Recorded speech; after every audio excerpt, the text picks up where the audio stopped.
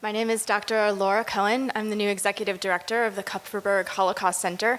Very excited to see all of you here on a Wednesday afternoon during club hours. Looks like some of you are eating some food, so this is good. We like this.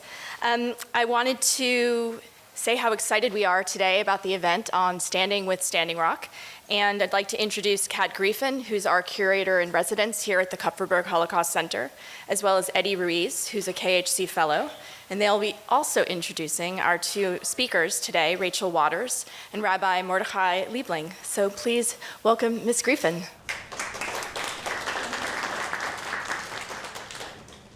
So let's see, there we go. Welcome to the third program in the spring season of the 2018-2019 KHC NEH Colloquium, Survivance on Turtle Island, Engaging with Native American Cultural Survival, Resistance, and Allyship. I am Kat Griefin, professor in the Art and Design Department, where I focus on gallery museum studies, and I'm also honored to be the current KHC curator in residence. This colloquium is also co-organized by Danielle Means, a citizen of Oglala Lakota Nation. Unfortunately, she cannot be here today in person, but she sends her regards and she says she is here with us in spirit. This program is supported by the National Endowment for the Humanities Challenge Grant, and I also want to be sure to thank Interim President Timothy Lynch, who's been very supportive of this colloquium and the KHC overall. I want to thank also Rabbi Mordechai Liebling and Rachel Waters for coming here to speak with us today. All the students, survivors, and community members who are here, thank you for spending the afternoon with us. For those of you who are new to this colloquium, we are addressing the cultural survival and resistance of Native American and First Nations people in the face of genocide and mass atrocities on Turtle Island. Turtle Island is the name given to this continent by the Iroquois Nation, or the Haudenosaunee, the Anishinaabe, and Lenape, Native American groups that were some of the first people in this region. Not unlike Noah's Ark, which rose from the waters to create a new world, according to the Torah or the Bible. This local indigenous creation story tells us that our continent came into being as a great turtle raised her back out of the ocean. Native American people or First Nations people are survivors of genocide. They live, work, and thrive here on Turtle Island, despite experiencing hundreds of years of atrocities, germ warfare, compulsory relocations, internment, sterilizations, and not having religious freedom up until the 1970s. For this reason, we use the term survivance in the title of the colloquium, meaning active survival and resistance. The presentation today will address indigenous environmental movements and the role of allyship, or as an artist I have worked with calls accomplishship, in protecting land, water, and life. In part, this whole colloquium was inspired by the way that more than 300 Native American nations and their allies across various faiths came together to inspire a movement that is ongoing.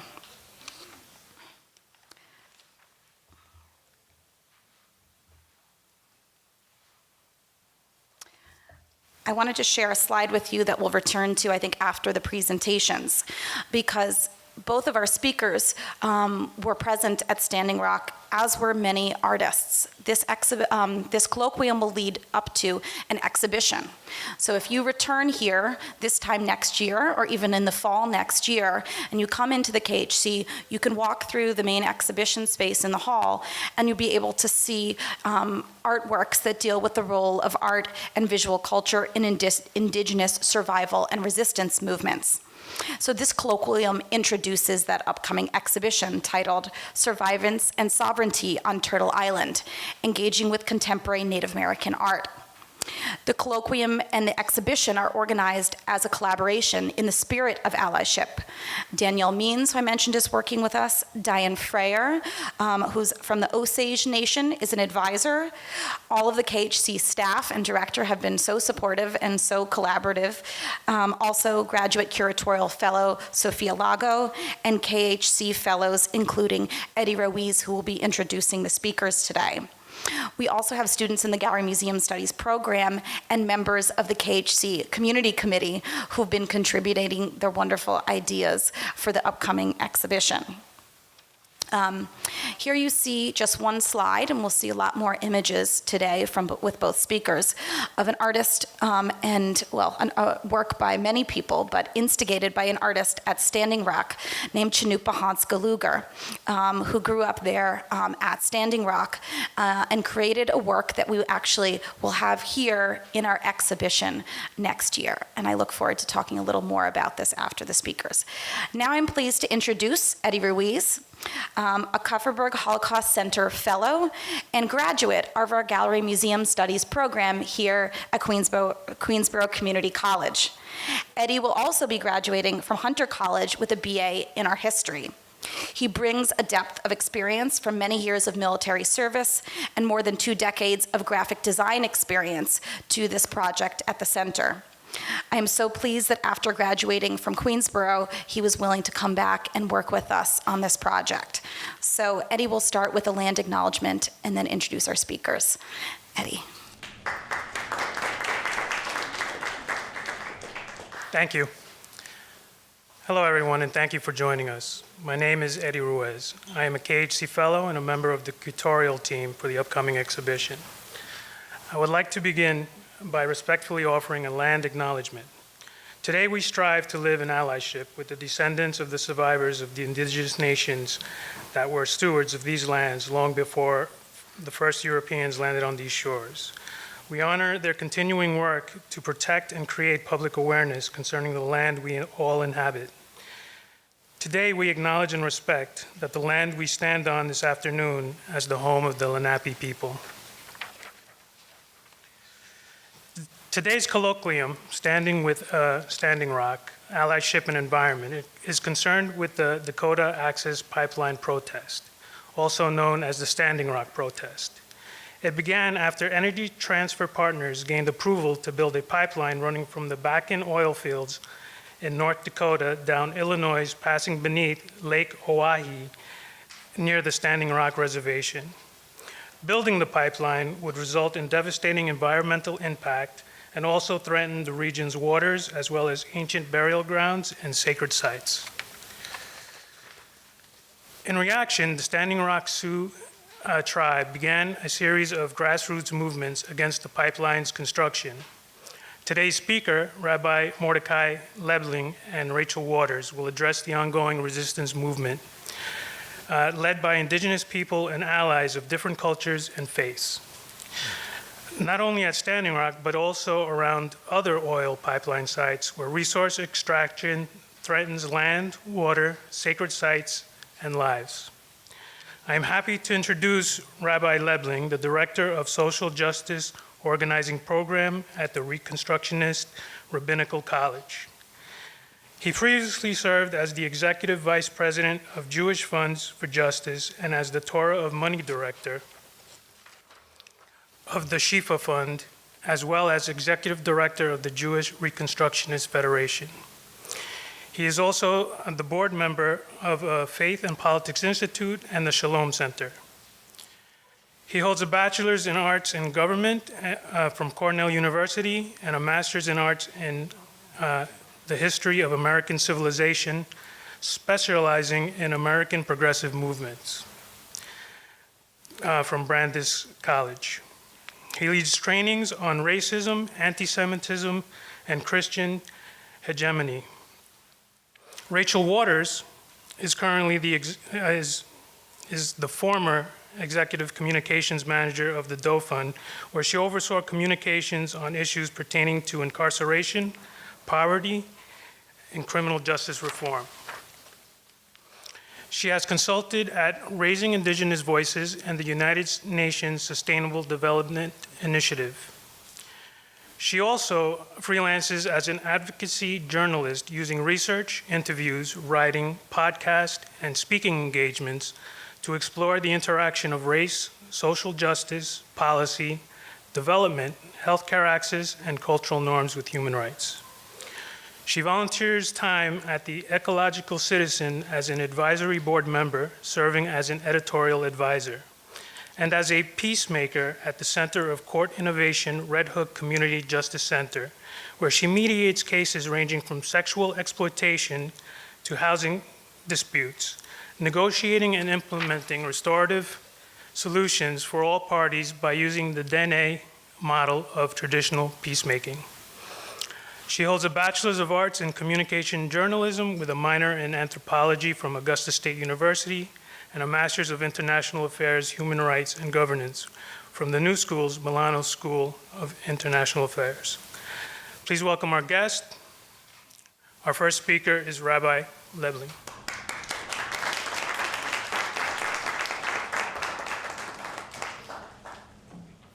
Hi, everybody. It's an honor to be here. Thank you for coming. Let me see if I can make this work right.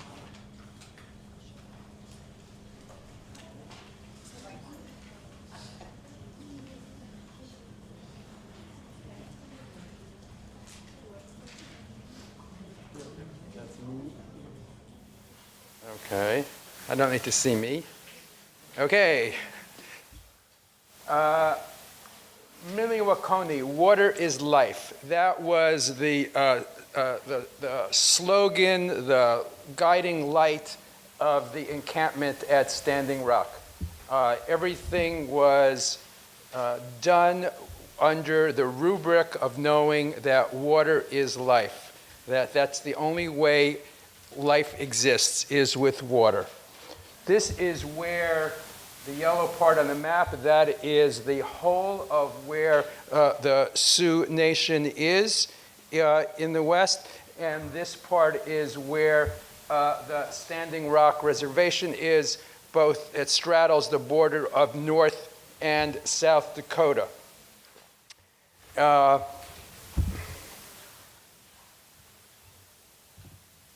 What we need to remember is that the native people living in Standing Rock have survived colonization by the Europeans moving west. Genocide, they have moved many times. Some estimates are that over 90% of the native population was killed in one way or another by European colonization, a genocide, no matter how we define the word genocide. One of the more insidious parts of the colonization was missionary schools, and missionary schools and later boarding schools did not end until the 1970s, actually. I met people at Standing Rock who were forced to kneel on frozen peas for hours at a time in boarding schools because they used their native language, or were put in what we would call very extreme conditions for having long hair and refusing to cut their hair. The cultural genocide of the native people continued well into the 20th century, where child kidnapping and native languages were banned. It's incredible that it wasn't until 1978 that native people in America were allowed to publicly practice their rituals. In other words, if you wanted to pray in your traditional way, it was illegal. It was only till 1978 that it became legal for Native Americans to pray in public in their traditional way. That is cultural genocide. When I was at Standing Rock and there were prayer services and some of the young Native folk wanted to take pictures of those services, the elders were horrified, because they had all grown up in a place that it was illegal to pray in public, and they were worried about the pictures going out or videos being taken. The trauma of that still exists. So the pipeline was proposed to go near the Oahe River and Oahe Dam. Why? One of the reasons that the resistance was so powerful is because in the 1940s, the Oahe Dam was built. And in order to build that dam, they actually had to remove hundreds, if not thousands, of native people from villages that already existed. They stole their land, they razed their villages, and those villagers are now underwater. And that action took the richest farmlands at Standing Rock and impoverished the tribe, so that the nation has really been seriously impoverished since the Oahe Dam was put up that robbed them of their farmlands. So that was one of the reasons that the resistance at Standing Rock was so fierce, is because they have the memory of their land being stolen from them in living memory. Not historically, but people who are still alive remembered when they built the dam and they were forced to move and their land was stolen from them. So this is the path of the pipeline. Originally, the pipeline was actually supposed to go right next to the town of Bismarck, North Dakota. But the white people in Bismarck did not want the dam to be the pipeline to be so close to them. So the power structure of Bismarck prevailed on the Army Corps of Engineers to move the path of the pipeline so that it would in fact go through the reservation, and then the danger of the pipeline breaking would be a danger to the native people and not a danger to the white people who lived in Bismarck. So they had enough power to get the pipeline moved, and that further outraged the native people, that their lives were not considered as valuable as the lives of the white people living in Bismarck.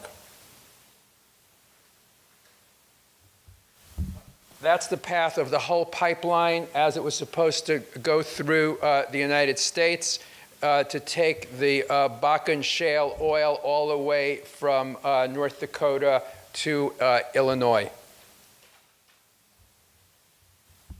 So this is a prophecy of Crazy Horse. Would you mind reading it for me? That's it.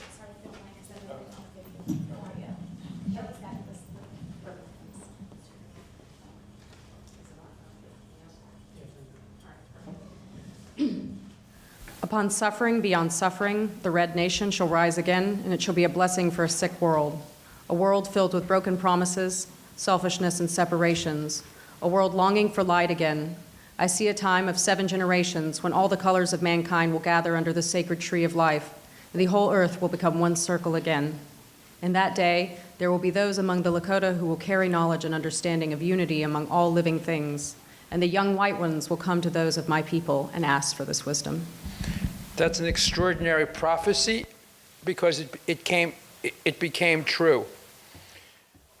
The pipeline, which was supposed to be, which is over 1,100 miles, is a $3.7 billion project carrying 470,000 barrels a day. And it had the danger of contaminating the Missouri River, which is the longest river in North America, because of our insatiable need for oil. And the project was planned to be completed by January of 2017. In the spring of 2016, the encampment at Standing Rock began. It really was a youth-led initiative. Some young people who were gathering heard about this and responded to the invitation of an elder, and it was really the youth of the nation who then reached out to the youth of other native people, and it was they created the first encampment.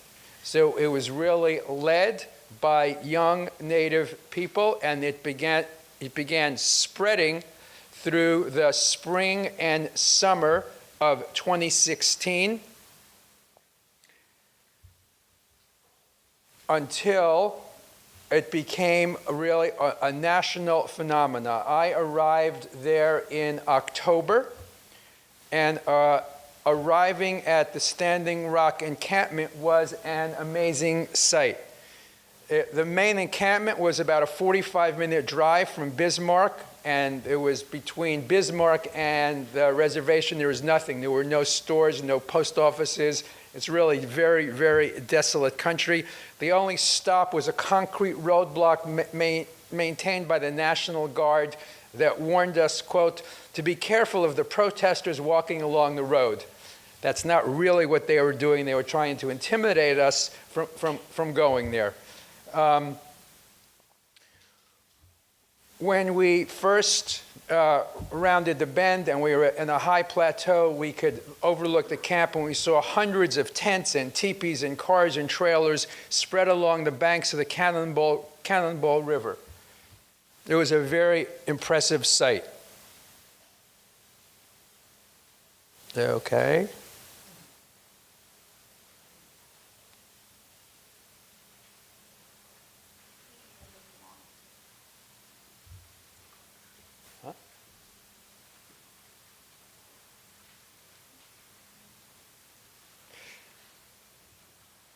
When we entered the camp, there was a guardhouse maintained by Native veterans, and people should know that Native Americans have the highest rate of service in the military of any group in the country. So it wasn't surprised that Native veterans had a guard post out there, and we were very carefully questioned before being allowed in, and told very clearly there would be no alcohol, no drugs, no weapons were allowed into the camp, and they were very, very strict about that. Anybody who was found with those things was expelled from the camp. Those signs were written in several places, and it was, when you drove through, there were flags from over 200 indigenous nations from around the world. It was a very impressive sight going up the main road with hundreds of flags. And every morning, there was a ceremonial campfire that burned all night. And every morning, new arrivals would be welcomed at the campfire, and frequently Native people would perform a song or a dance from their nation as an offering to being at Standing Rock. We were told that we would have to abide by the rules of the Lakota Nation, the 7 Lakota principles: prayer, respect, compassion, honesty, generosity, humility, and wisdom.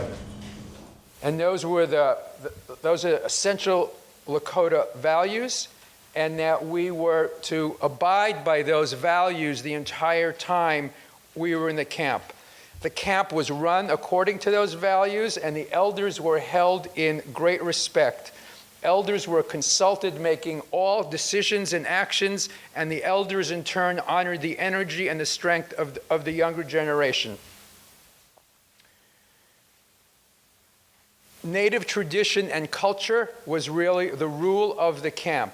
We were told to behave the entire time as if we were in prayer, and particularly when there was any demonstrations against the pipeline and confrontation with the police, that we were to act as if we were in ceremony. The women were asked to wear long dresses. We were all asked to act in the most appropriate and respectful way, because the act of protecting water, Miniwakoni, was a sacred act.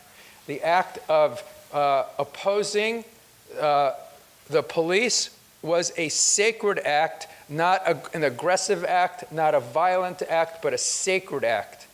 And that everybody behaved as if we were in ceremony all of the time, with an appropriate amount of respect and dignity, and treating people in that way. Ceremony and prayer were the bedrock of the people's connection to the land. And the prayer preceded everything that we did and ended everything that we did. It was as if every demonstration was an act of prayer, every meal was an act of prayer, every meeting was an act of prayer. Resources were all shared. There were huge communal tents for people to eat together. At the time I was there were literally almost truckloads every day of donations coming into the camp from all over the country, and most of the volunteers, like myself, spent most of our time sorting clothing and other donations so that they could be used. And I was there at a time when they were beginning to prepare for winter. So volunteers were doing winter preparation, and a lot of it was sorting clothes to, separating out children's clothes from adult clothes and winter clothes from summer clothes, etc., because people responded with enormous generosity, and everything there was communally owned. Everything was shared. I have never been part of a community that large where the ethic was absolute and total sharing of everything.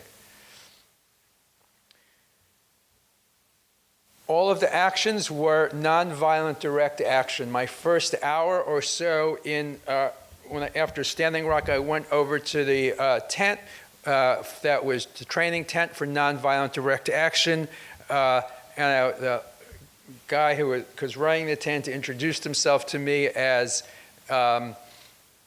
having genocide on both sides of his family. His father was a Holocaust survivor, and his mother was a native person from the Lakota tribe. And both of my parents are Holocaust survivors as well. So he and I bonded very quickly, and I also am a trainer in nonviolent civil disobedience, so I actually did some training there as well, helped him lead some of the trainings there. So many people came with no experience in nonviolent direct action, so training was quite necessary. When I was there, there were probably about 1,500 people at the camp. The numbers peaked to about 10,000 people around Thanksgiving. So there were thousands of people came through, and thousands of people who never had nonviolent direct action training before were trained during those days. The camp had orientation materials, and it very explicitly said that we really had to understand this Standing Rock in the context of settler colonialism.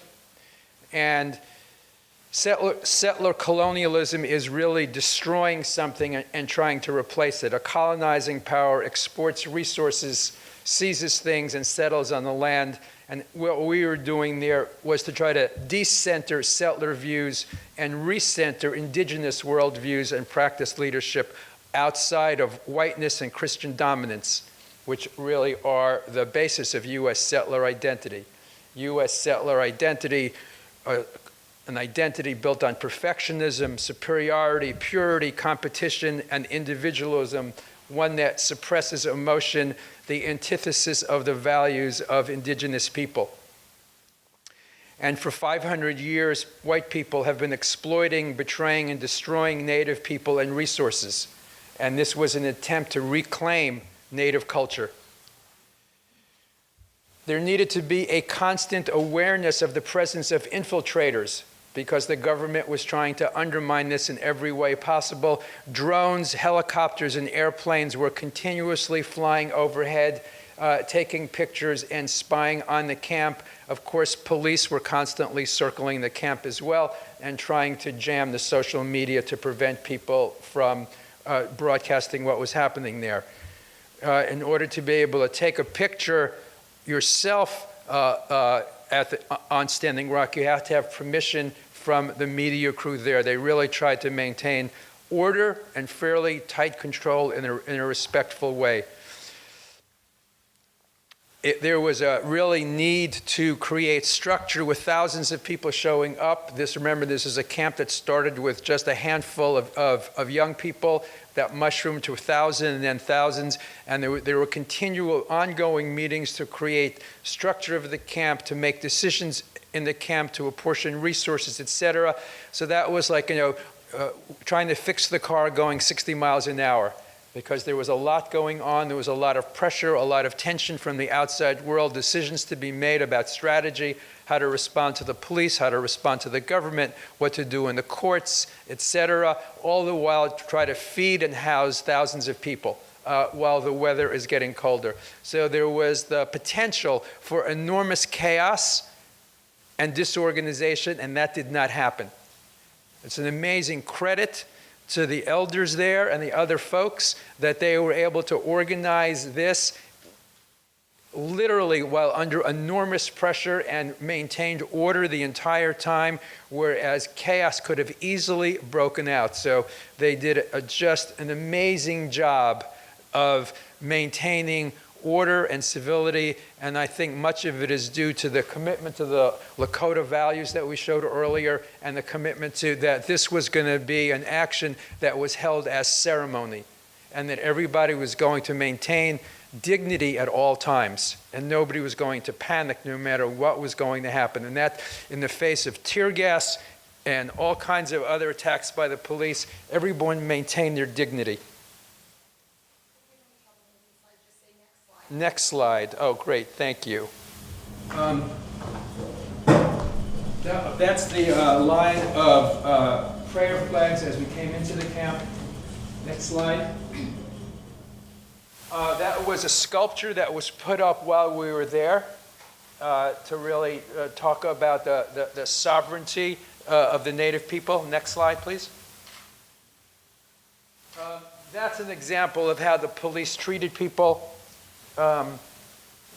People were bitten by dogs on several occasions. People almost died of hypothermia because they ended up being in the water, sprayed with ice cold water from water cannons in cold weather. One person, I think, was blinded in one eye by a rubber bullet. Many people were arrested. Some of those cases are still ongoing. The majority of the cases were dismissed because they were pretty outrageous, but there are still some ongoing legal costs and cases going on. The police were particularly vicious, and I remember being there, and we went to a very, very prayerful demonstration, but we walked onto the land where the pipeline was. They had tanks, snipers, helicopters. It was literally being in the war zone. One of the militarization of the police means that they take extra equipment that they have after the war in Iraq and the war in Afghanistan, and any police department in the country that wants surplus military equipment can get it. So we have the militarization of the police. So the police had tanks and weapons that were developed for war, and they were using this against civilians in order to stop people from protecting their land. Next slide, please. You can see a row of soldiers up at the top, fully armed, and protesters down at the bottom. The last slide.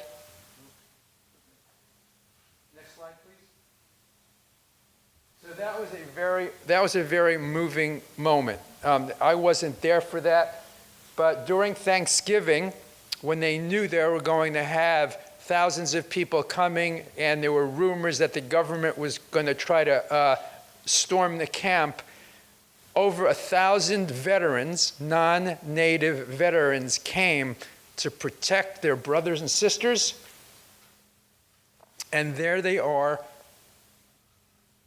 bowing before the elders of the tribe, apologizing for what the U.S. Army has done to Native people over the last 200 years. So here you have former U.S. soldiers, many of them probably still in the reserves, going to the elders of the tribe and saying, we are sorry for what our army and our government has done to you. Next slide, please. Again, that's a prayer circle before going to a protest. So anytime there would be an action, it would be preceded by a large prayer circle facing the four directions, giving homage to the four directions, saying prayers, and only then would we leave out for an action on the land. Next slide, please. So that's two of my students and a colleague of mine. So they're at Standing Rock. In November, they asked for clergy to come down to Standing Rock.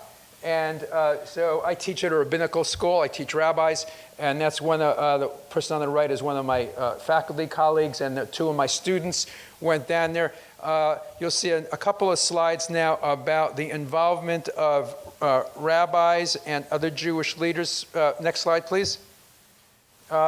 That is basically a Hebrew saying that is saying water is life at a demonstration that we had in Philadelphia. And next slide, please. And that is a group of rabbis and rabbinical students marching in the streets defending the people at Standing Rock. Many Jewish activists, because of the genocide that Jews have faced, feel solidarity with Native American people because of the genocide and ongoing oppression of Native American people. So there was an outpouring of support in Jewish progressive circles for what was happening in Standing Rock. I, in fact, when I was at Standing Rock, conducted a Jewish prayer service at one point. Next slide, please. Again, these are a group of rabbis risking arrest outside of a bank in Philadelphia, a bank that was helping finance the pipeline. Next slide, please. And again, this is a flyer with calling for a fast, a Jewish fast in solidarity for Standing Rock. Next slide, please. So here are some learnings that we have from Standing Rock. Probably better for me to. There we go. So some outcomes and learning. The DAPL, the Dakota Access Pipeline that was called, the DAPL, was stalled, causing considerable extra expense to Energy Transfer Partners. So they claim that they lost more than $500 million, which is fine. So what that has led to is other pipeline protests around the country trying to do a death by 1,000 cuts to pipelines. So where I live in Philadelphia, right outside of Philadelphia, they're trying to do pipelines. We have been engaged in pipeline protests for over a year. One delay after another delay, another injunction, another injunction. Eventually, it starts costing the company millions and millions of dollars, and sometimes, in some places, they have ceased construction. So the strategy of costing them money through delays, we learned that. An awareness that one simple message can have a huge unifying impact. Water is life, mini wakoni. The idea, that central principle allowed us to unite together. 3, a revitalization of activism and traditional culture for many indigenous nations and individuals with an accompanying sense of pride and purpose.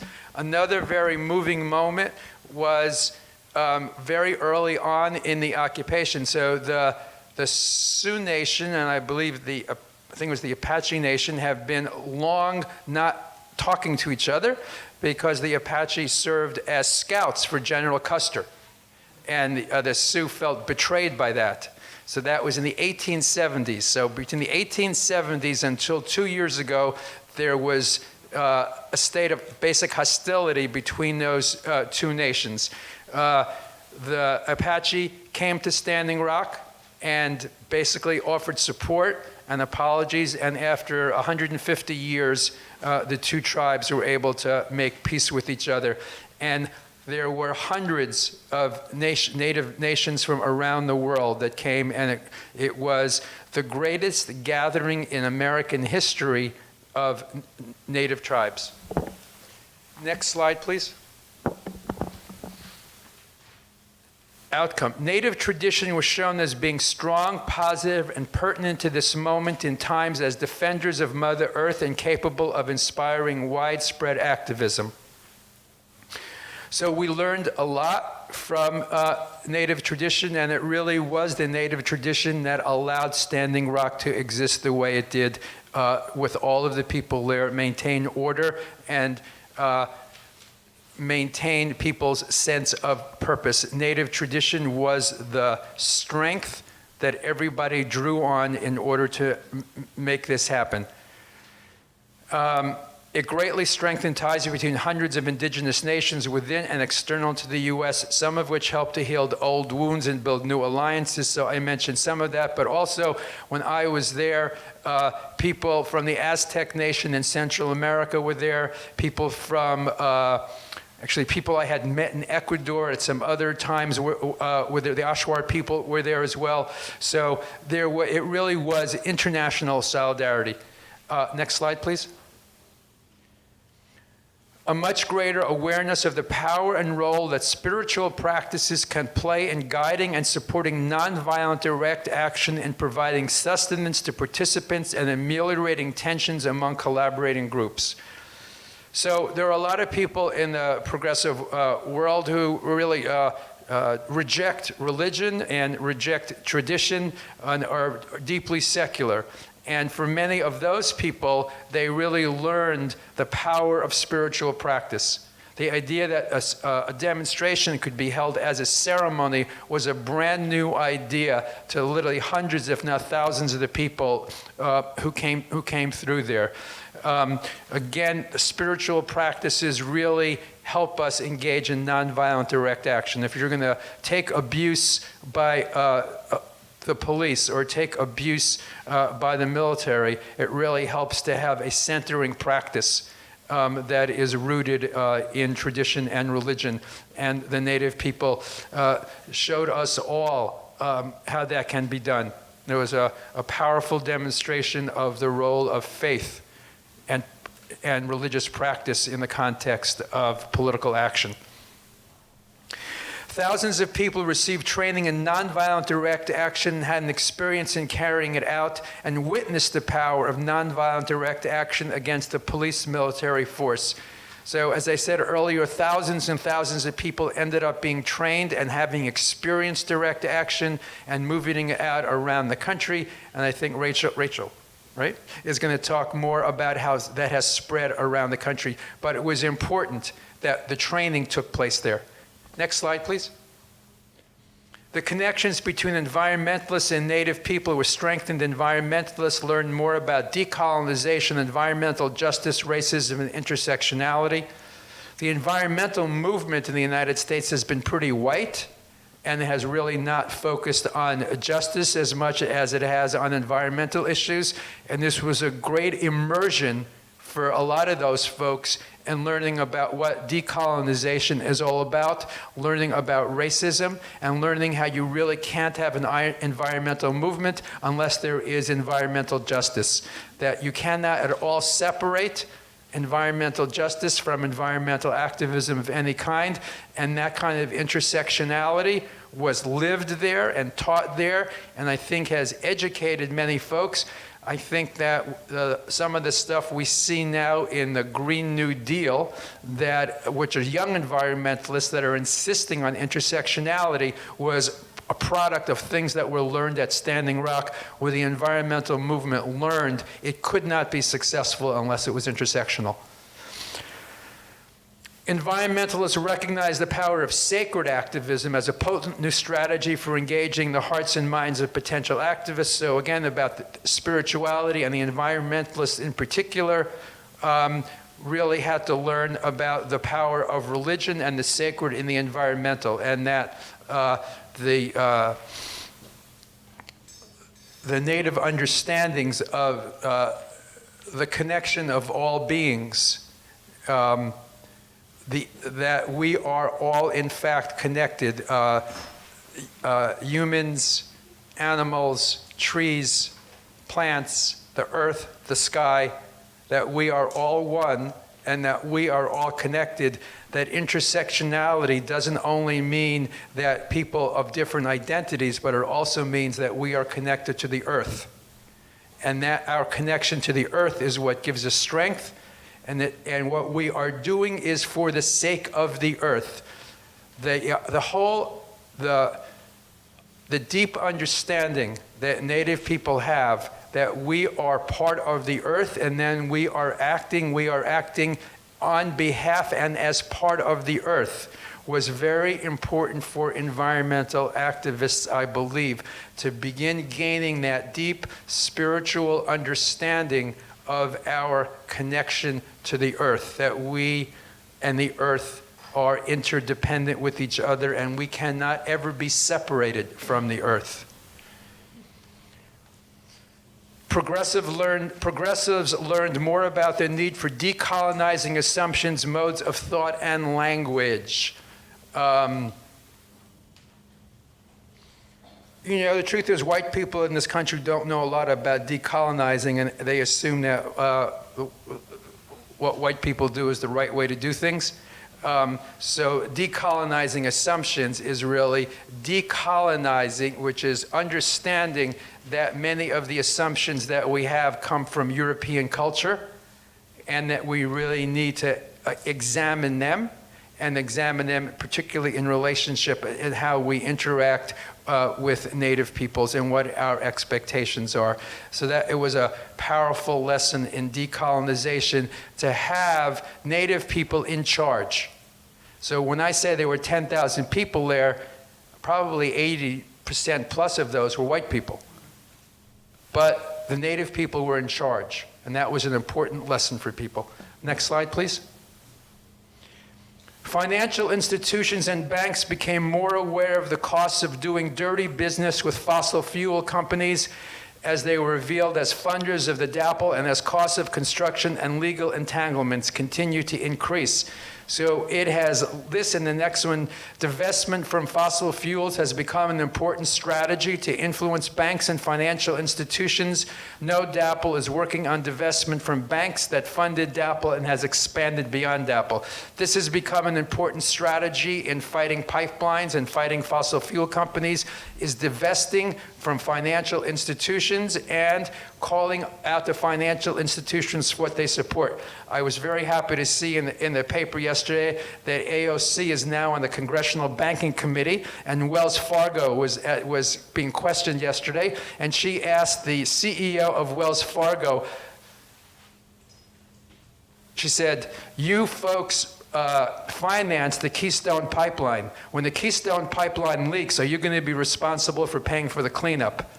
So it was really about time somebody asked the banking industry that question, and a lot of that started here, where we really focused on the role of the banking industry, financial institutions, in funding pipelines and how that has to be challenged. Next slide, please. The encampment has become an effective means of resistance. Rachel is going to talk about that. That has spread around the country, that you can live someplace and as a political act. Activists learn their effectiveness increases when the combination of strategies are utilized: legal, nonviolent direct action, sacred activism, media and messaging, organizing and educating as widely as possible.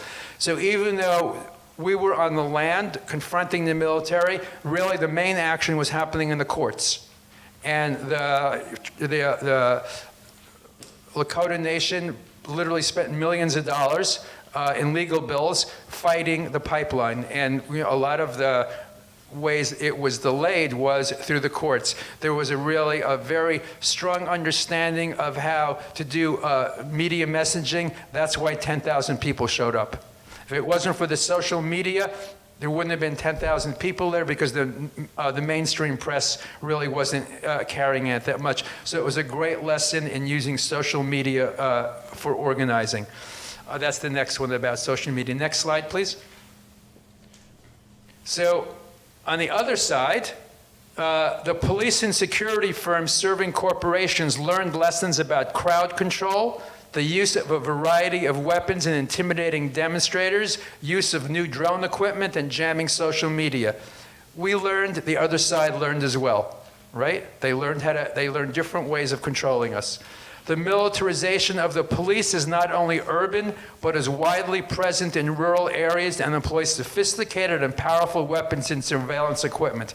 Here we are in the middle of North Dakota, nothing around us, and the police is totally militarized. So the militarization of the police is all over the country. I had seen it, I was in Ferguson, and when I was on the streets in Ferguson, there were tanks and there were snipers, but we were outside of a major city in St. Louis. I did not expect to see the same thing in the middle of North Dakota. North Dakota and subsequently other states gained experience in how to use a federal law to bring in police units from other states and how to coordinate different units of police. So the police that we faced were not only the North Dakota police, they were from Wyoming, they were from Minneapolis, from Minnesota, and from places further afield. So they used some, I don't know which federal statute, but they figured out how to do it, so that means they can do it again. So they know how to use police from other places around the country to help support them, which we have to be aware of in future struggles. How much time do I have? Okay, okay, great. Great, so I'm going to end shortly then. What I want to say is that the space that's created in a place like Standing Rock is very special. Somebody has said that the spaces that we created at Occupy Wall Street and the spaces that we created really outside the police station in Ferguson are very special places. It's a place where people learn how to share with each other, places where people learn how to take care of each other, places where where we can make our own rules. I mean, I was at Occupy. It's actually not in New York, but in Philadelphia, which is pretty similar. So whether it was Standing Rock or whether it was Occupy Wall Street or whether it was on the streets of Ferguson, they're a little less so. We are able to make our own rules, treat each other the way we wanted to treat each other and the way we wanted to be treated. It's a free space within a culture that doesn't have a whole lot of free spaces. There are places that we were able to take control, places that we were able to assert the values that we wanted to assert. That is an important lesson of Standing Rock, that we can create strong, vibrant communities that can stand up to tensions, stand up to police intimidation, because we have the power of making the rules ourselves, creating the kind of society that we want to create. And Standing Rock has served to give us that model of resistance, a model of resistance that encourages a people's culture, a model of resistance that at the same time is deeply rooted in ancient spiritual traditions that can connect us to the earth. So thank you.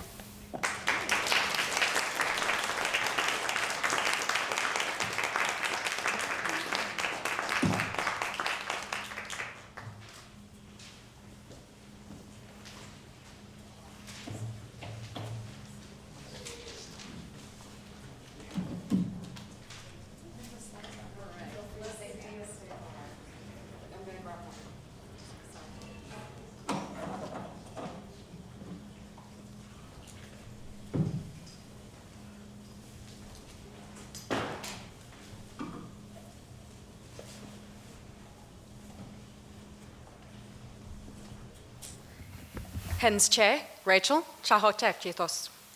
My name is Rachel, and welcome today Thank you all for coming. I know the acknowledgement began earlier, but I would like to start by acknowledging that we are standing on Lenape land, and so many of the roads that we drive along, so many of the streets were based on the creeks and the trails that were built by the Lenape people. In fact, if you ever are in lower Manhattan in the summer and you kind of smell that odd sewage smell coming up through the ground, it's because it's on top of the waterways and the rivers that the Lenape people use to navigate Manhattan and the other surrounding areas in New York City today. So,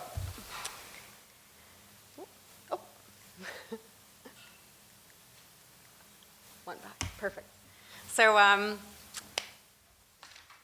who is this white girl and what would she know anyway, right?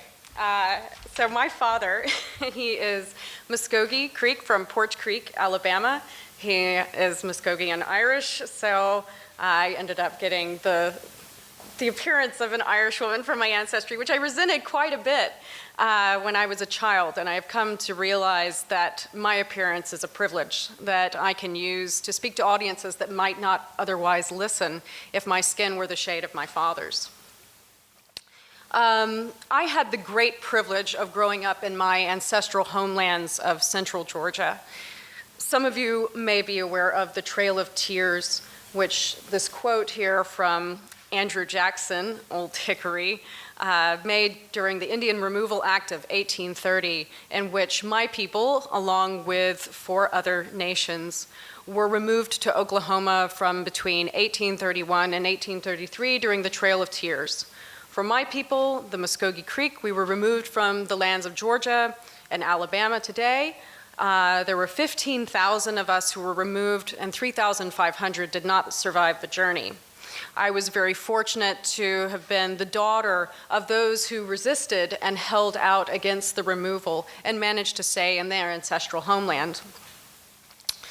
You know, my story with water and land activism, you know, it's always been a part of me growing up. I was indistinguishable. I think as an indigenous person, you're indistinguishable from your homeland. So many of your stories, so much of your identity is based on that.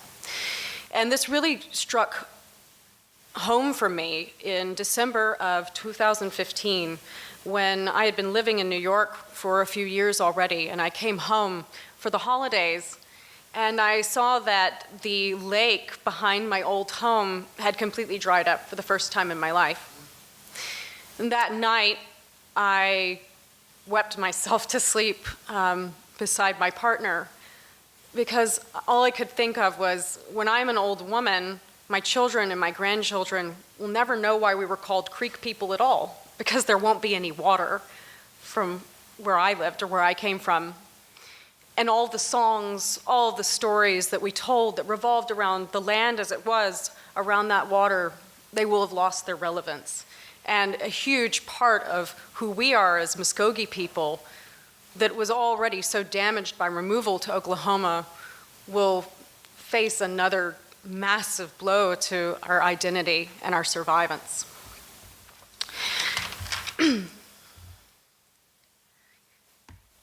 I, during that time, never felt more powerless or alone. And so it was a little bit of serendipity when in March of 2016, the camp at Standing Rock began to take shape. That was when I learned that the people of Standing Rock were being threatened by the Dakota Access Pipeline, which was coming through their waters just north of the Standing Rock Reservation, which the Army Corps of Engineers made sure to do their assessment just above the reservation so they could claim that that land wasn't inhabited by people, knowing full well that the people that it would endanger would indeed be the people who lived on Standing Rock. So 500 years of indigenous resistance, and we talk about prayer, ceremony is resistance, and resistance is ceremony. And I think that a good way to put this in lay terms is that ceremony and prayer declare that indigenous land is alive, with ancestry, with renewal, that it is integral to the people who are there. And consequently, when we resist incursions onto that land, the songs and stories of that resistance all reinforce the relationship to the land and its importance to the people. Ceremony generates consent. It reproduces the established norms of a community, of a culture, their subjectivities, and their power relations. And it was why, for instance, at Standing Rock, you would have 80% of the people there being non-indigenous, because that power of ceremony and tradition was so strong. It infused others with the spirit of what that movement meant with its weight. And it reproduced ceremony throughout. It stabilized, it clarified the organization and the purpose of the resistance itself. What are we fighting for? It's not for, just making sure that fish don't get poisoned or people don't get cancer. This is for the survivance of a people. So it put everybody on the same page. Resistance is both sacred and political. It declares the land isn't merely property, as in the Western settler colonial sense, but that land is inextricable from sovereignty and survival itself.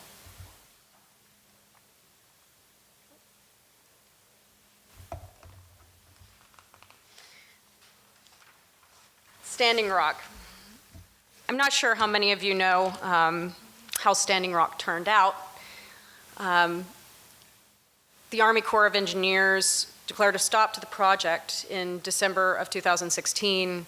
Of course, Trump came into office in January of 2017, and he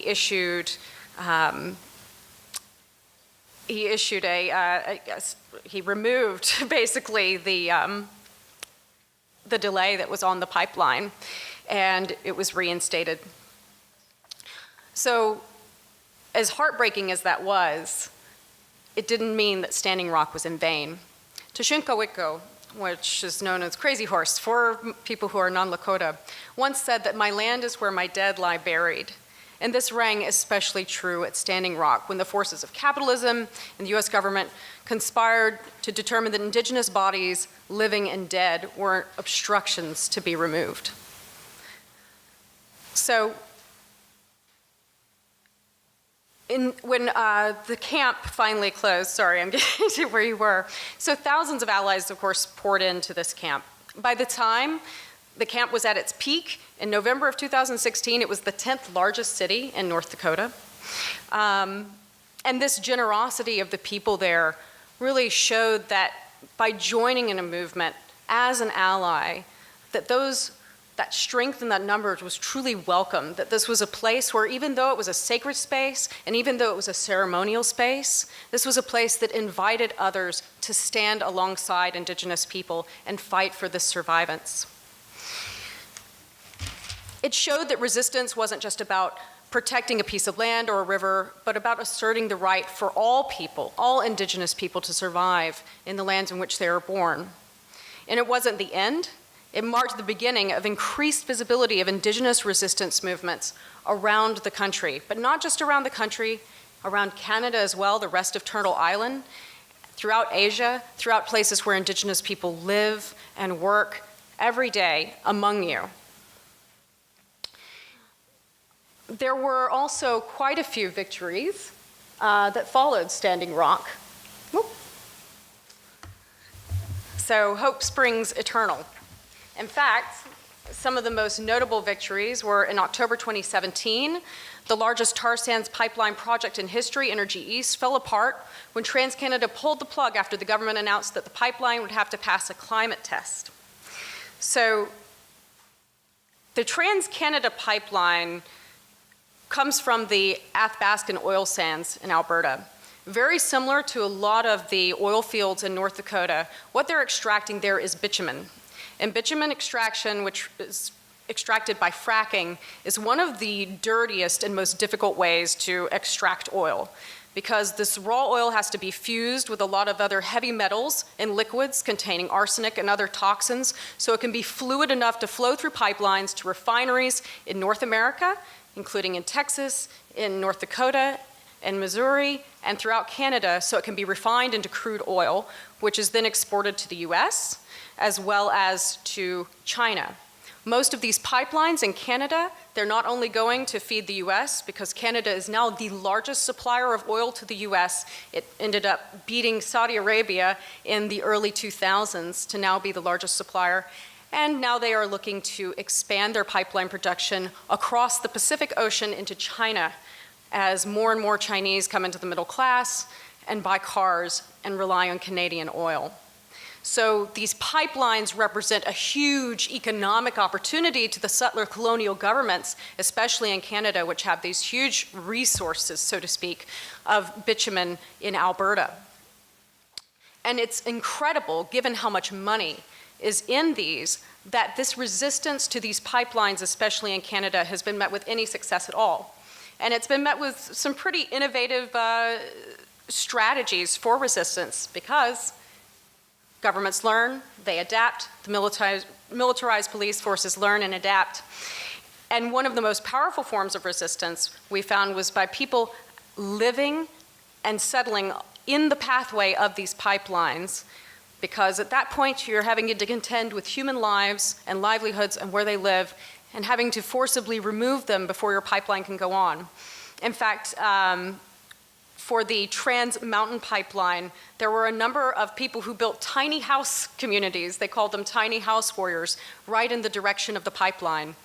And those delays and all the ceremonies and all the songs and all the people who came together to occupy this space ended up creating so many delays that it couldn't be ignored anymore. There had to be environmental assessments done, and again, millions and millions of dollars lost to energy partners, to energy transfer partners, and to the other companies that build pipelines throughout Canada and the US. For one of these pipelines, that Trans Mountain Pipeline, which you see in August 2018, where the courts granted approval to stop its expansion for British Columbia, there's already a pre-existing pipeline along that path that was established in 1961, and since 1961 there had been 81 recorded spills along that pipeline. In fact, along the pipeline and the rivers there, they called them cancer alleys, because rates of bladder cancer, rates of a lot of unusual cancers that we normally don't see arise in people were at 200, 300 times what we would expect to see in the normal population. And that's not even major spills, it's small leaks over time into water sources. And another pipeline is another opportunity for more leaks, because newer pipelines, they are not necessarily any safer. In fact, the Dakota Access Pipeline itself, you may have seen in the news, has already sprung quite a few leaks in recent history, yeah. So these are fights that are worth resisting, regardless of whether they seem to be in vain, because someone like Trump might come in and reinstate an order to have the pipeline built, or if the powers that be just seem too overwhelming to contend with. There is power in people, there is strength in numbers, and if there is one thing that Indigenous people need, it's numbers. There are only 370 million Indigenous people living on Earth today. About 70% of those live in Asia. And so this is a place where we really need allies, the voices of allies, not to speak over Indigenous voices, but to stand up in solidarity with Indigenous people and to amplify the voices that are there.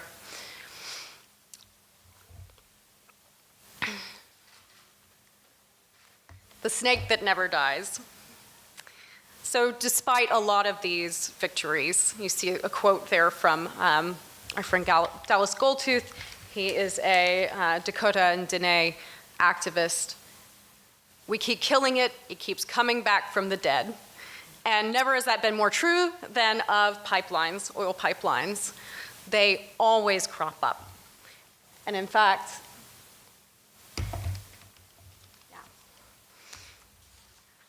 in January 2019, this year, more than 26 oil pipeline projects began work in the US alone. Between September 24th and October 30th of 2018, 43 contracts were awarded for new pipeline construction, and this is separate pipeline construction in the US.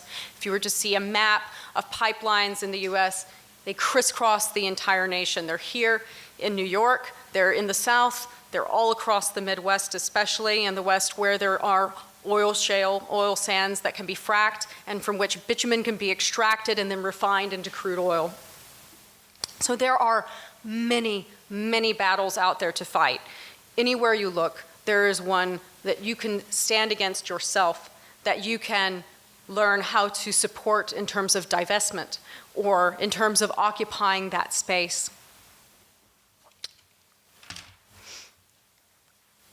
So where do allies fit in? Allyship is not an identity. It's a lifelong process of building relationships based on trust, consistency, and accountability with marginalized individuals or groups of people. It's not self-defined. Our work and our efforts must be recognized by the people we seek to ally ourselves with. This doesn't just apply to white folks. Anyone who is non-Indigenous, or anyone who is Indigenous but not a member of the nation or the territory, is in this state an ally, if they so choose to be. There are lots of ways that people try to support, but they don't necessarily rise to the level of being an ally. You don't get to decide if you're an ally or not. You can only behave as one. And it's really critical to remember that you have privilege in that situation. If you are coming in from outside, no matter what community you come from, when this isn't something immediately affecting you and yours, you have the privilege of distance to stand back, which is something that the people who rely on this land for their stories, for their survival, for their survivance, do not have. And so you must always defer to them. But allies, as I said earlier, are absolutely critical to the movement. It's not an identity that can be taken on carelessly, and it's not performative, nor is it self-centered. It's not about doing it for the gram or doing it for the likes. It's important to be able to get the message out via social media. That's absolutely critical. But the purpose isn't to be there to sit and look pretty and say, oh, well, I was here. I think at Standing Rock, they did an especially good job of really pointing out the position of allies there. It's not a photo op, it wasn't a resume builder, it wasn't a business opportunity or a festival, a sacred struggle for water led by Indigenous people. Coming into Indigenous spaces can be intimidating, I think, for a lot of people who are not Indigenous. I think in some ways, people see things like this and they misperceive it as a sign that they're somehow unwelcome. Because in this sort of settler colonial mindset, you know, oh, I'll go stand at Standing Rock. You know, this is a great resume builder for my environmental activism or for my work as a graduate student. And there's nothing wrong with that, having that initial thought, as long as you're willing to decolonize your thinking, right? And realize that isn't what this is about. This is about a fight for survival. I think in the Western world, we're often very removed, especially as non-Indigenous people. People are often very removed from these life and death struggles for survival because they're not growing up alongside a river where their grandfather and their mother died of bladder cancer because of a pipeline leak, where the songs and stories of their people aren't diminished because the waters that they once knew no longer exist.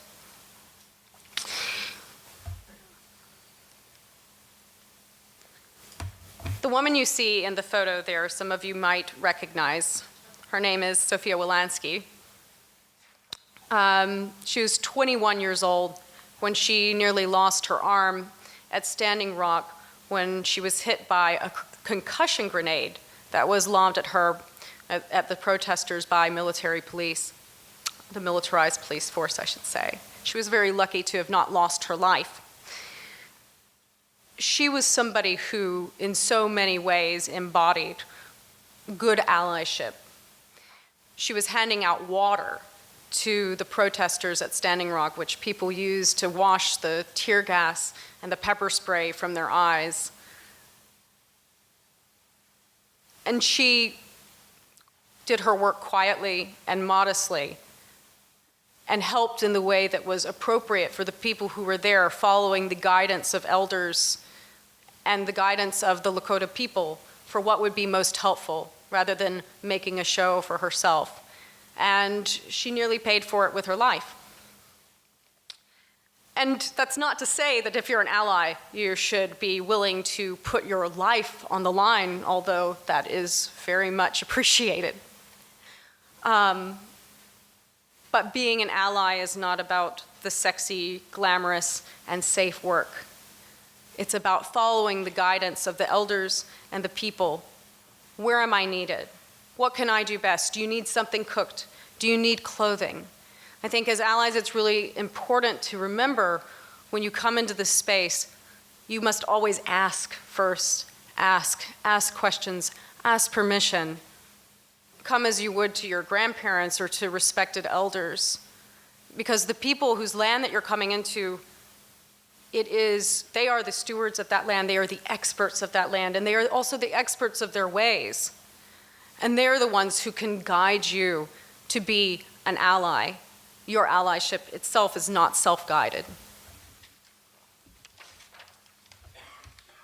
I think it's critical for allies to know the resources that they have and to use them to affect change. And there are a lot of resources that you may have that you might not have even thought of. When we talk about divestment, so many of us have our money in banks that support pipelines, such as Wells Fargo, and divestment is an ongoing project. If you have your money in those banks, remove that money from those banks. Not just that, you can talk about these banks on social media and raise awareness of them and tell the bank directly, well, I'm not going to put my money in with you as long as you support these pipeline projects. And it's not just Standing Rock. It's relatively easy to find out. A simple Google search will tell you who often is funding some of the pipeline projects, not just in your area, but around the US and Canada, and you can remove your money from those banks. There's always going to be another bank out there that is not invested in this type of damaging extractive industry. If you're a social media maven, you don't even have to be an influencer, but if you have followers out there, raise that flag for others. Take the message of what is happening and raise awareness. Again, there's the fine line. You don't want to make it a photo op. You don't want to make it about you. But spread the message of what's going on. Report it as clearly and accurately as you can. If you are a journalist, if you're a writer, if you're a blogger, these things are often not covered by mainstream media, and that's where the voices of the people really matter here, to let people know what is happening on the ground. The militarized police force, the violence against civilians, the fact that people in 22-degree weather were sprayed down with water cannons, all of that was reported first by the people who were there with their cameras and their observations, who then could report that to media and have it confirmed and have it shown to the rest of the world. There is power in your voice. If you're a lawyer, you might be able to offer legal advice or pro bono counsel or services. Similarly, if you are trained with peacemaking or nonviolent direct action, there are ways that you can come to the elders and say, I have this that I would like to offer. Is there a place for it? Is this wanted? I think that's especially critical to come in, to not have these assumptions like, oh, I have something to give you, here, let me foist it on you. It's really important for allies to remember that they don't get to guide what good allyship is. You ask, what's needed? Is it welcome? Where is it needed? And they will tell you. But take stock of the resources you have on offer and always ask, because odds are there will be something that you have on offer, even that you may not realize you have, be it a platform or a skill that can be used. Always stand beside and not in front of. I think this is a really tough one for people. It's especially tough, I think, or I understand the uniqueness of how tough it is because of where I speak from. I'm someone who has been given a great deal of privilege, obviously, just by the way I look. And I was very hesitant to even take this engagement today because I don't share the same skin tone as my father. I get to walk through the world being assumed to be a white person. And it took me a long time to come to terms with that and to reconcile where my place was in terms of how I speak about these issues. Because I can speak only so much as a Native person, But what I can be is a bridge between indigenous and non-indigenous people, much like my own heritage is, to help make those transitions and those gray zones a little less uncomfortable for people who are coming into this, who really want to do something, who really want to help, but feel like maybe it isn't their place. And I think sometimes when people are confronted with that, even the best meaning people, they can speak loudly and speak over others when instead they should be using themselves as a platform to lift up the people in those communities who are really affected. I think if you are a blogger, if you are a photographer, amateur or not, there are always ways that you can say, hey, would you like to tell your story? I have a platform here. Feel free to tell me and I will convey it to people. And that is greatly appreciated, to let the voices of the people who are immediately impacted and the elders who are there, again, letting them guide and using yourself as sort of the conduit for that to get that message out. Again, drawing attention to the issue and not yourself is critical. At Standing Rock, there were a few instances in which people saw it as sort of a party Burning Man zone. Fortunately, that was very quickly quashed because there were enough people who understood that this matter was a matter of life and death. It's always a matter of life and death. It's critical. And by drawing attention to yourself, you draw attention away from this matter of life and death and make it one of vanity. But by drawing attention to that issue and by putting that word out to others, you can drive home the importance of defending indigenous lands, indigenous waters, and emphasize for others outside of the community that you're in, outside of the indigenous community, and to the world, that this is a human rights issue, that this is a matter of life and death for the people who are there. Always let the people lead. And by the people, we mean the indigenous people who are on the land that is being impacted, who rely on the waters that are impacted. Privilege is your superpower, whether you are white, whether you are wealthy, whether you simply have a substantial amount of remove from these communities that are so impacted. You still have privilege that can be used wisely. I often say that white privilege is my superpower, which sounds like a really odd statement initially. But because of that, I've been able to turn to family members and other people who have the same skin tone as mine and say, this is really important, and you should listen up, and here's why. Whereas they might not have done that if I had a brown face. They certainly didn't listen to my father because of how he looked. Privilege is your superpower when it comes to being an ally, especially in issues of survivance for indigenous people. Don't be afraid to use that privilege. Just remember your position is always behind and not in front. It's okay to follow. You don't always have to lead. Thank you.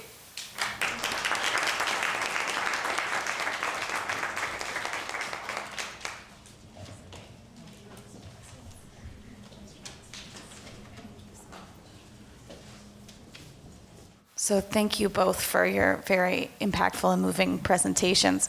We're pleased to have about a half an hour for some questions. So I think I'll start with one or two, and then I hope folks in the room will also have some questions as well. We'll leave plenty of time for questions from students.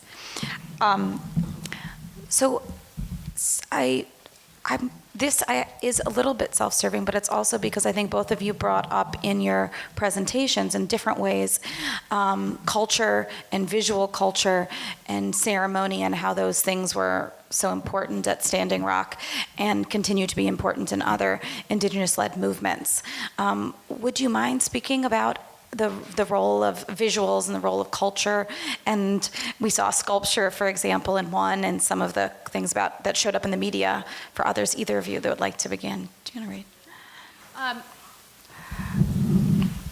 I think for a lot of non-Indigenous people, the role of visual arts can sometimes occupy a space that is sort of isolated to the aesthetic even though it shouldn't necessarily be that case, even in Western culture.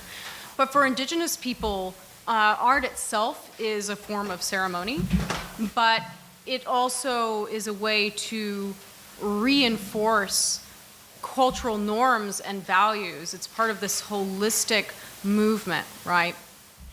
I think visual culture is really important for reproducing and perpetuating images and belief and story. It's all part of this long cultural narrative that indigenous people have relied on to pass on culture to others. And the great thing about visual culture too, especially in the public arts, is it's a way of sharing that culture with allies and would-be allies to give insight into how the indigenous worldview, what the indigenous worldview is and how these things are perceived. So I think art really does a great job of contextualizing a movement and a culture in its relationship to land and space and time for anybody who comes to view it, whether it's a young person growing up in that culture or whether it's someone coming in from the outside who's trying to understand the continuity between land, water, animals, plants, and people. Yeah.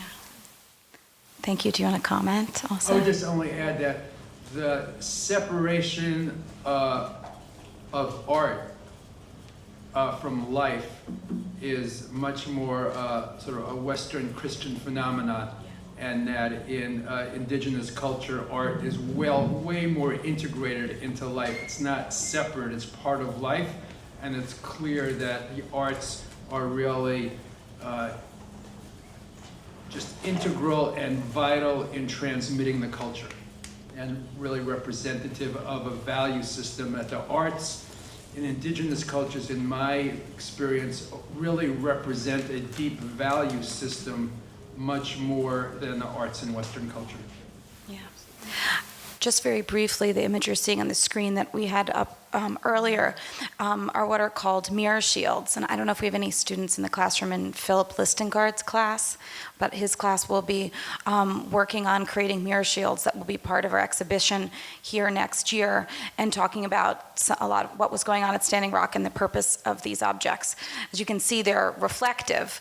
So when held up against or in front of someone, they force them to look at themselves and think about their actions and what they're doing.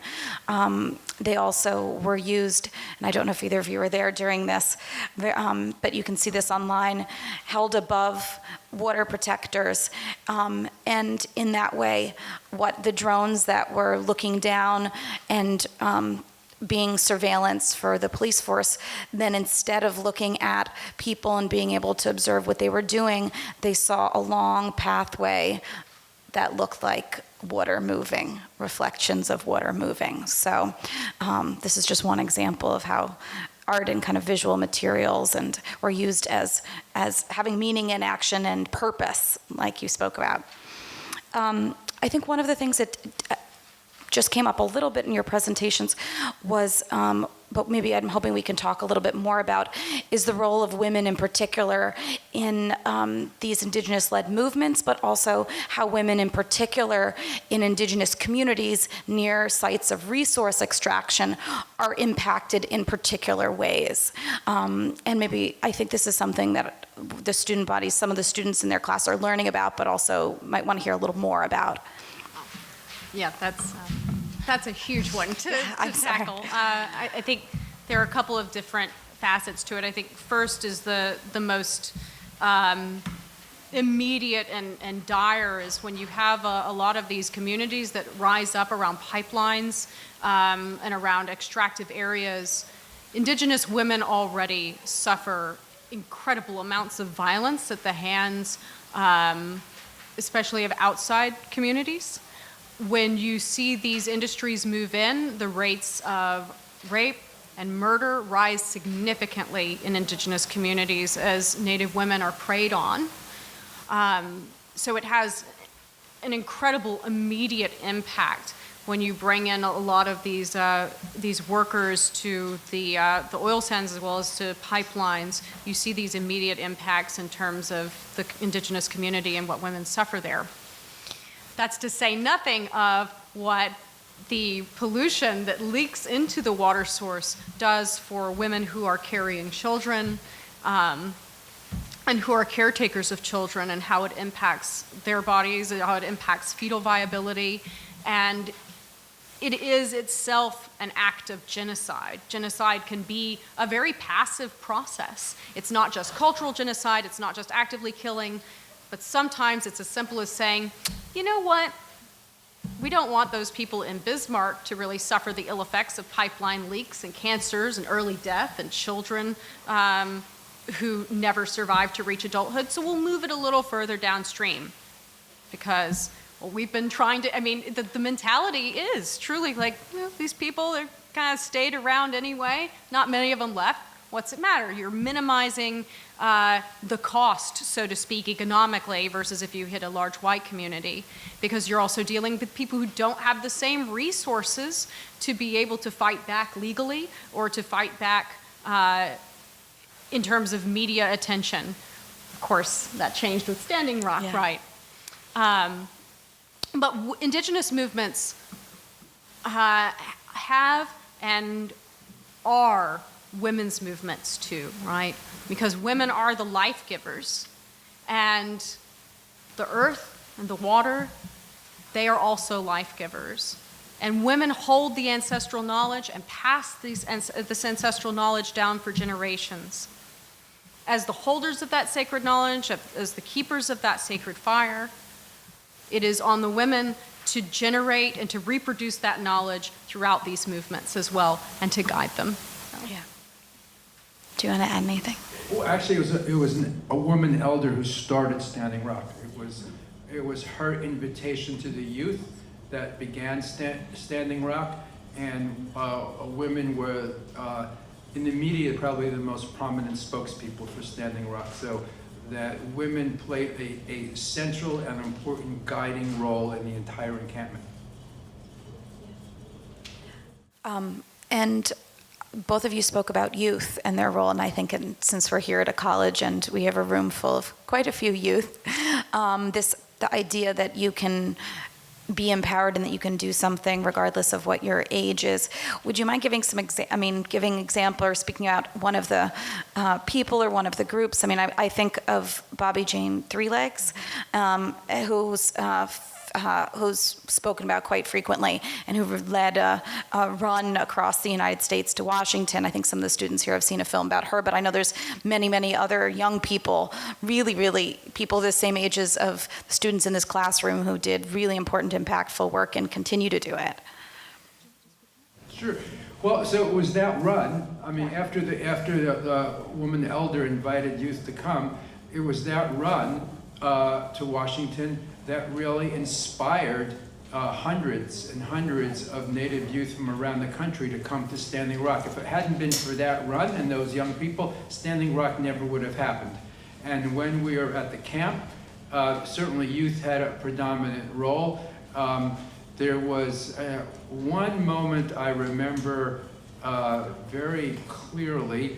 We were at a large meeting, and I believe it was Russell Means who was speaking, and a revered elder. And some young person said something disrespectful to him, or could have been perceived as disrespectful. And immediately another young person stood up and admonished him for doing that, what was perceived as disrespectful. And the first young man just apologized profusely at that moment. So it was an example of young people supporting and in some level calling out young people, but really maintaining the tradition and really wanting to respect elders and have tradition passed on. That it was the entire encampment was a beautiful example of elders doing it for future generations, and future generations understanding the role of elders and guiding them and even having them move forward. So the interaction between youth and elders that I witnessed and experienced was very unlike that what we typically have in American society. The level of reciprocity, the level of respect was really beautiful to watch. And I think to sort of build on that, when we talk about young people who want to be allies, you may not have a lot of economic resources yet, you may not have a lot of work experience, but you still have a voice. You are still someone who can gather, who can protest, who can obstruct, who can draw attention to, and that is more powerful than anything else. And the youth always have that power. And you also have the power of knowing the latest social media channels where people are caught up, because I know even at my age, in my mid-30s, Facebook isn't so hip anymore. So whether it's Snapchat or any other platform that you're on, it is worth being able to disseminate what's happening out there throughout those channels. And you can do it far more effectively than some older people might be able to do so. Yeah. Before the program, I was speaking to Eddie and then also speaking to Mordechai about, but just before you came, Rachel, about similarities and differences between other civil rights movements and other human rights movements, and thinking back to the role that media played, let's say, in the AIM movement or in the civil rights movement of African American people in the 1960s, where everyone saw at home on their TV water cannons being sprayed at protesters. And then we look at what was happening at Standing Rock and the way that maybe mainstream media, as you mentioned, didn't necessarily show these things. Can you each talk a little bit about what you think has changed with these kinds of movements, how tools are different and we can potentially use them differently? I can start. So coincidentally, the weekend before last, I was on a civil rights pilgrimage that was led by John Lewis, and he said really clearly that the civil rights movement wouldn't have succeeded had it not been for television. That the images of kids being water cannoned and beaten in Birmingham and in Montgomery is what really changed the attitudes of millions of Americans. That millions of Americans had no idea of what was going on in the South, of what the brutality was, and had it not been for those television images, the civil rights movement would not have succeeded. And not only did John Lewis say that, but there were several other civil rights leaders there who all completely agreed that those images were a turning moment in those protests. In those days, there were 3 television stations. There were 3 national television stations. They each showed it. Nowadays, where we have very, very many stations, and some stations would choose to show it, and some stations wouldn't, the widespread, the ability to show something that everybody sees no longer exists. That we live in too many bubbles and too many tunnels, and we don't have that kind of mass exposure to the same set of images. So that makes the social media piece more important. It didn't exist in 1960, but now it really needs to take the place of mainstream news to get things out. Standing Rock would not have happened had it not been for social media. Just like the civil rights movement needed television, Standing Rock needed social media. Absolutely. And I think the other great thing about social media is it is a channel that is very nuanced. I think I was so amazed during Standing Rock to find that so many of my non-Indigenous friends who were part of Facebook groups or forums were talking about intersectionality. We're talking about following the guidance of elders. And these were conversations that I couldn't really conceive of having happened in the 60s or 70s, that sort of granularity, because social media can really convey a lot of the nuances of a movement. For instance, that meme, some of the pieces that came out of Standing Rock providing guidelines for people who were coming there as allies, it really helped convey the depth of the movement as well, rather than just the atrocities and the basic messaging coming across. And I think that that's also really critical when it comes to building support and building true alliances. Is really, social media enables you to understand what the movement is about in depth. I think this is a good time to turn it over to some questions from the audience. I think there's a mic that's going to go around, so just raise your hand. I think Angelica has the first question. And go ahead, yeah. So this question's, I guess, open to both of you. I just want to ask, how would one, like specifically youth, somebody in my position who's a college undergraduate student, how would you address these topics without having so much knowledge or familiar, I guess just like understanding of exactly what allyship and all of these things entail in an appropriate way? Because I feel like a lot of people, they want to be involved in these issues for sure, and they want to, support the rights of these individuals, but like, where would you start in terms of social media in addressing them with that type of knowledge? A great place to start is with the people themselves and see what they're disseminating on social media and sort of follow. Again, it all boils down to following the lead. I think one of the things about these movements, especially things like Standing Rock that get really big and popular, is you get a lot of fan pages, a lot of spin-off pages that aren't necessarily put in place by indigenous people. And there you can turn to sort of primary sources such as the Standing Rock, the Sacred Stone Camp, and you can look at who are reliable, reputable sources and go to their pages and see what some of those leaders, some of those indigenous leaders are saying about the movement, what they're saying that they need, what kind of calls to action they're putting out from there, and you can go from there and follow that lead. But always, if you can try and find that original source and trace back to who is putting this messaging out, you can follow a lot of the guidance from there. I would agree. So the Indigenous Environmental Network is is on social media, and they are very involved in what's happening at every time. And as far as I know, Rachel might know better, but as far as I know, the closest thing to an encampment near here is in Ramapo, New York, where the Ramapo folks are trying to stop a pipeline, and they're Lenape people. And they're trying to stop a pipeline there. Also in New York, one thing that I think you're aware of already, Angelica, but other students might not be, there's a group of indigenous folks here in New York who put together something called Standing Rock Syllabus. I mean, it comes out of New York, but it's all indigenous-led, indigenous-written, and it's not like your college syllabus. You don't have to read everything on it, but there's some simple maps, some terminology, and some places to start, and some like really, really wonderful tools. So, okay, will you pass it right back there? Perfect.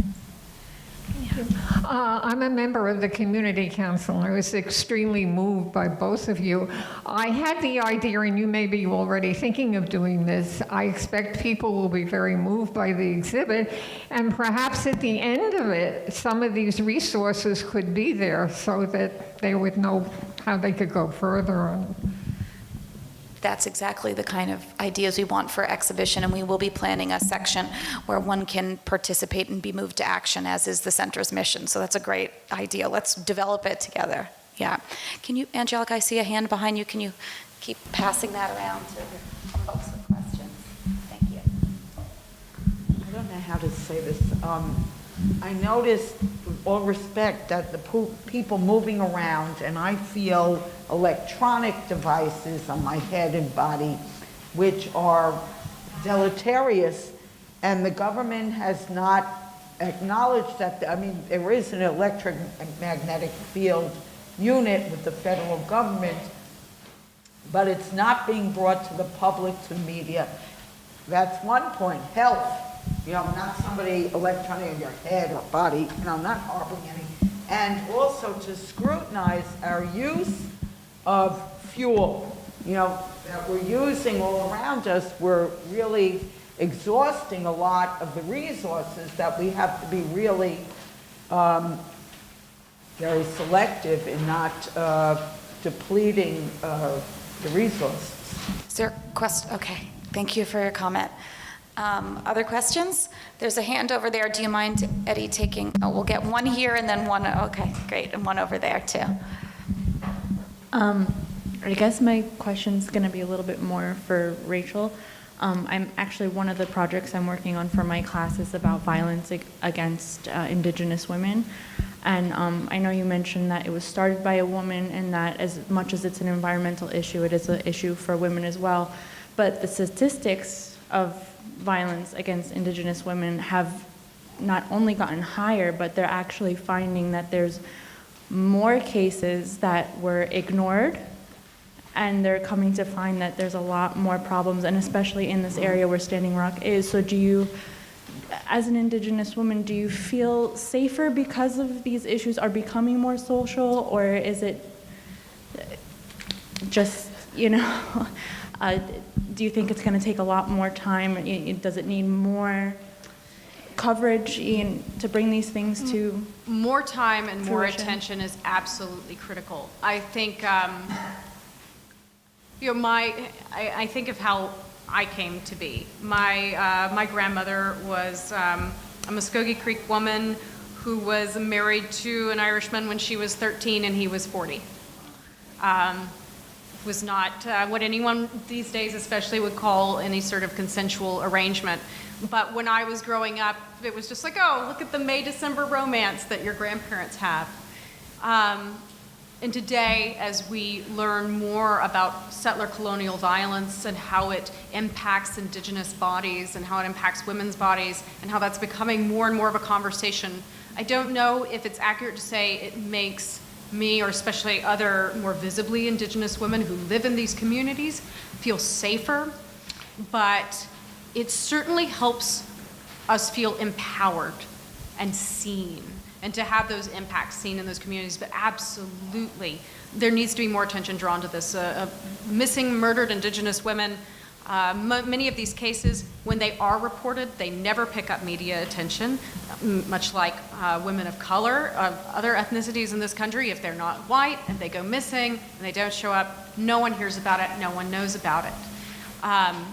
To have this brought to the forefront and to bring in that intersectional element, that this is an issue that affects women across color lines, especially if they are non-white women, I think is really critical to sort of unite the missing and murdered Indigenous women element with missing and murdered Latina women or Black women, and to sort of raise those voices together and unite them. I think that's something that really needs to happen. The problem is when you start collapsing Indigenous communities, which are about 1.5% of the US population, into other communities, Indigenous is the first thing that gets cut off, because you're not 6% or 14% of the population, you're only 1.5% of the population. So I think it's really critical for people who are advocating against violence facing Indigenous women to remember the intersectional element while still projecting these statistics out there about missing and murdered Indigenous women as being especially emblematic of a problem that has persisted for more than 500 years in this country. So, yeah. I would only add one piece. I remember being at Standing Rock and walking with a middle-aged to older Native woman who said to me, "This is the first time in my life I feel I can walk without looking behind me." I'll add also, there's, in terms of legislation and the ways sovereignty plays in, maybe you can correct me if I'm incorrect here, but I think that my understanding is that the tribal police on reservations do not have the right to prosecute, right? I think a lot of people do not have the right to prosecute anyone who's not Native. And so, as we all know, when people think they can get away with things that are wrong, sometimes they do. And in this case, so that means that anything that's perpetrated against women on a reservation by someone off the reservation can't be so this is a problem that could be fixed with legislatively. Yeah, absolutely. Yeah, not entirely, but it's one way to address it. Yeah, it falls to the FBI to do the investigations. Which there's no real interest in that. So yeah. There's a question over there. Yeah. Hi, thanks for coming, guys. I was just wondering how long you guys were both at the encampment, and if your paths ever crossed together before now.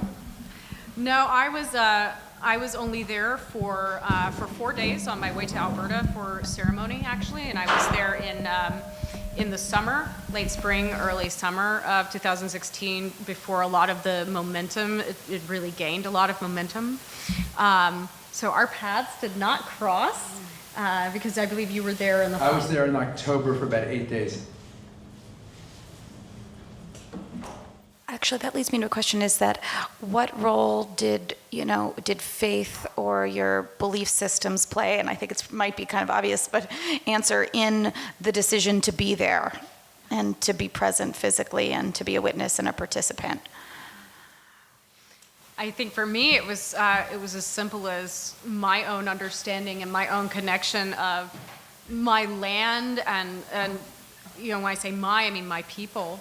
Our land, our water is being so integral to our identity. My father was born in 1936. He was born during the Indian Urbanization Act. His family moved away from their ancestral territory when he was a small child. It was still during segregation. So his family lied about his heritage and said he was Italian, and that's why he was darker, so he wouldn't have to go to colored schools, because Native children had to at the time. So my father was a victim of that cultural genocide and that erasure. And I didn't have much of a community that I was able to grow up in, but what I did have was my land and the stories connected to that land. And I knew quite literally where I was grounded. So it wasn't just a matter of keeping the water clean for people. I understood that this was a critical part of people's survival and their identity as a people. It was the only thing I had really to hold on to for myself in the face of the ongoing project of genocide that's taken place in the Southeast for hundreds of years and really accelerated under Andrew Jackson. And so just that empathy and the desire to be part of helping other indigenous people hold on to that and keep that sacred was really critical for me. I felt a certain kinship because both of my parents, as I said, were Holocaust survivors. And I also chose to go during the time of the holiest holidays in the Jewish year, the holiday of Yom Kippur, a fast day, and then following that holiday of, in Hebrew, Shavuot, in English, I think it's the Festival of Booths, but it's the Harvest Festival, it's a pilgrimage holiday. It felt to me that celebrating or observing Yom Kippur, which is a fast day and a day of atonement, that partly as a white person in the United States, that a piece of atonement was going to Standing Rock, and being there for a pilgrimage festival felt even equally important, I would say, as a pilgrimage to Native American lands. And spiritually, I really feel that we are all connected and we have a deep connection to the earth, and that it's important for all faith traditions to really highlight and talk about and affirm our connection to the earth. I think that might be the perfect way to end our program. So thank you both for being here, and thank you to all the attendees. This is beautiful. Thank you.